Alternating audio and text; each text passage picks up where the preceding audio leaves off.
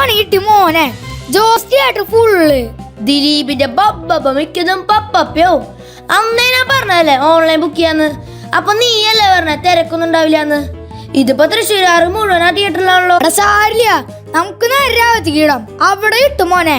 എങ്ങോട്ടാണോ മോനെ ഓടണേ? രാഗം. ബബ്ബയ്ക്കാണെങ്കിൽ ഓടണ്ട, ഹൗസ്ഫുൾ ആട്ടാ. തീൻ കൊണ്ട മോനെ. ഇത് തന്നെയാണ് എന്റെ അവസ്ഥ മോനെ. എടാ, വെറും 3 മണിക്കൂറുള്ള സിനിമ കാണാൻ കിട്ടാത്തോണ്ടല്ലേ ഈ സങ്കടം. അന്ന് പ്രസവ സമയമായപ്പോൾ സ്ഥലം കിട്ടാണ്ട് അന്വേഷിച്ച് ഞാനും ജോസഫേട്ടനും കൂടി നടന്ന ഒരു നടത്തുണ്ടായിരുന്നു മോനെ. ചെന്നിടത്ത് എല്ലാം തിരക്ക്. എല്ലാ വീടുകളുടെയും വാതിലുകൾ അടച്ചിട്ടിരിക്കുകയായിരുന്നു. ഒരുപാട് വീടുകളിൽ ഞങ്ങൾ മുട്ടി. ഓരോ വാതിൽ തുറക്കുമ്പോഴും അവർ പറഞ്ഞത് ഇവിടെ സ്ഥലമില്ല, ഹൗസ്ഫുൾ ആണ് എന്നാണ്. ആരും ഉള്ളിലേക്ക് ക്ഷണിച്ചില്ല.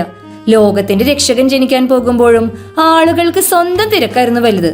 ഇന്നും ഇത് തന്നെയാണ് അവസ്ഥ. എല്ലാവരും ക്രിസ്മസിന്റെ തിരക്കിലാണ്, പുൽക്കൂട് ഉണ്ടാക്കുന്നതിന്റെ തിരക്കിലാണ്. ഈശോയുടെ ഒപ്പം ചെലവിടാനായിട്ട് ആർക്കും നേരമില്ല, സംസാരിക്കാനായിട്ട് നേരമില്ല. തൃശ്ശൂരങ്ങല്ലാട്ടാ. പിന്നെ ക്രിസ്മസിനുള്ള ഇറച്ചി വാങ്ങാൻ പോയി കുർബാനയ്ക്ക് നേരം വൈകി വരുന്നതും, പുൽക്കൂട് ഉണ്ടാക്കുന്നതിന്റെ തിരക്കിൽ കുമ്പസാരിക്കാൻ മറന്നു പോകുന്നതും അന്നത്തെ ഹൗസ്ഫുൾ വെർഷന്റെ തൃശ്ശൂർ വെർഷൻ 2.0 ആണ്. എന്റെ അമ്മേ, സിനിമ പോണെങ്കിൽ പോട്ടെ. ഇക്കൊല്ലം ഉണ്ണീശോയ്ക്ക് എന്റെ മനസ്സിൽ ഒരു പ്രീമിയം സീറ്റ് തന്നെ ഞാൻ കൊടുക്കും.